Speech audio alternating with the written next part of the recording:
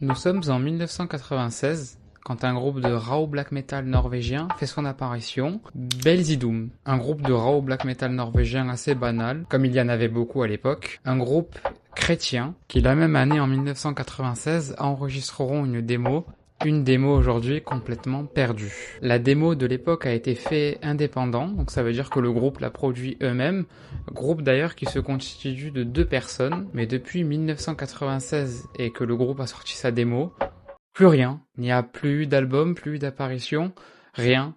La démo est perdue, nous n'avons jamais retrouvé les membres originaux du groupe, pourtant, Internet a tout fait pour les retrouver. Alors au fil des années et au fait quand même que ça a fait un petit peu de bruit, notamment dans les gens qui sont un petit peu fans de Lost Media et de métal, on a quand même eu quelques informations supplémentaires, notamment des noms sur les 2 membres originaux du groupe. Nous avons aussi eu des paroles de 2 morceaux sur 4, et nous avons même eu les titres des 4 morceaux. Nous avons eu également une photo archive d'un des membres du groupe, justement, avec son logo, et aussi, on a eu une cassette. Une cassette qui se balade encore aujourd'hui, qui est à vendre sur un site. Je vous interromps quelques minutes pour vous apporter des petites précisions par rapport à cette cassette. Tout d'abord, la personne qui la vendait disait que le ruban adhésif qu'il y avait dans la cassette était abîmé.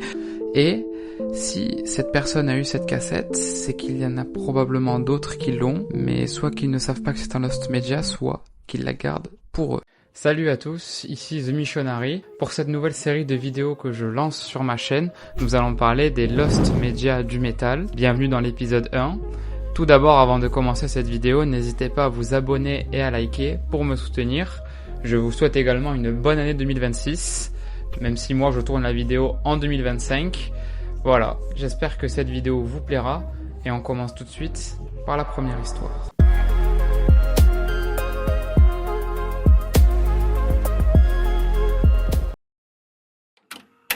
Death, album perdu. Et si je vous disais que le groupe de death metal Death avait eux aussi des albums perdus? Alors, il y a des albums perdus qui sont des albums live, d'albums par exemple comme celui de 1985. Donc ça encore, c'est pas vraiment des Lost Media d'albums, on va dire, c'est plus des Lost Media de concerts. Mais on a déjà eu des démos perdues, par exemple, que ça soit des reprises de morceaux ou carrément des morceaux qu'ils ont implantés, voilà, dans des albums de reprises justement, où ils mettaient 2-3 sons en plus qu'ils avaient fait.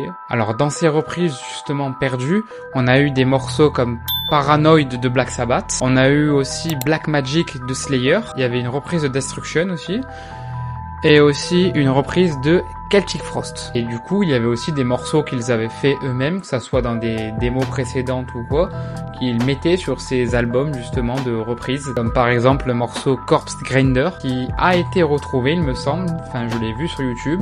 Il y avait aussi Death by Metal, et aussi par exemple des morceaux comme Beyond the Unholy Grave. La raison pour laquelle nous ne retrouverons pas ces albums-là et que nous ne retrouverons jamais ces albums-là, c'est que ça a été fait en 1985, des lives qui datent de 1985 et des enregistrements de 1985, et que donc l'enregistrement à l'époque, c'était beaucoup plus complexe.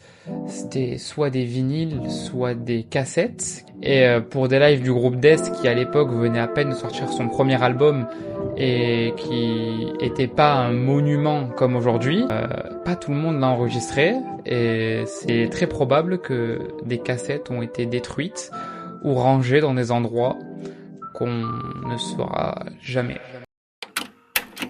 Groupe de new metal abandonné. La prochaine histoire que je vais vous raconter est dingue et je l'ai trouvée en plus un petit peu par hasard en me baladant sur un profil Discogs.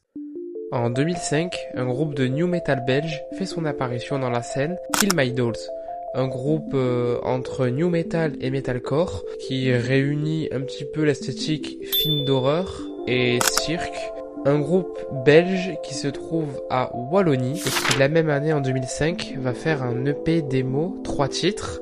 Puis en 2007, va faire un EP 5 titres, 2 EP qui sont maintenant perdus. Alors, dire quand même que les 2 EP ont été perdus, ce serait un petit peu mentir parce que on a retrouvé partiellement quelques morceaux.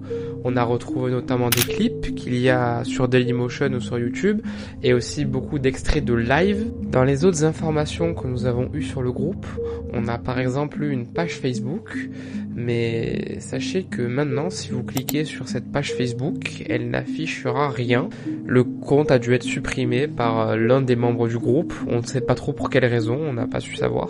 Mais que malgré tout, les photos apparaissent toujours quand vous recherchez bien sur la page Google dans les photos. Vous verrez des photos des membres du groupe et aussi des photos d'affiches de concerts. Donc des affiches de concerts par exemple pour des tremplins pour aller dans des festivals, mais aussi dans des bars, dans des cafés, tout ça, situés surtout en Belgique. Et donc oui, il y a probablement des chances que le groupe se soit splitté, déjà par rapport au compte Facebook, mais aussi par rapport à plusieurs autres éléments. Déjà, comme je l'ai dit, le dernier EP du groupe Active date de 2007, donc c'était il y a très très longtemps. Et au montage, j'ai retrouvé que le groupe s'est officiellement arrêté le 14 mars 2011. Mais malheureusement, je n'ai toujours pas trouvé la raison de pourquoi ils se sont séparés, ça restera toujours un mystère.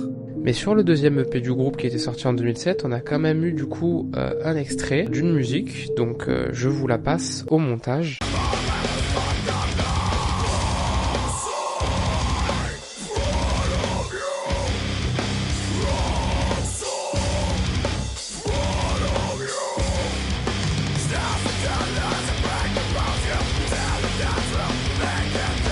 Voilà, donc comme je l'ai dit, le groupe était beaucoup influencé par Slipknot et par le new metal, mais franchement, je trouve quand même que ce groupe, musicalement, est très bon. Alors pour le premier EP démo qui était sorti en 2005, on a beaucoup moins d'espoir de le retrouver en entier parce que il est sorti indépendant, du coup, le groupe l'a fait eux-mêmes. Par contre, pour le deuxième EP, il a été fait par un label, et ce label est un label belge que j'avais essayé de contacter dans cette vidéo. Malheureusement, le label n'a pas répondu, du coup c'est un petit peu un échec.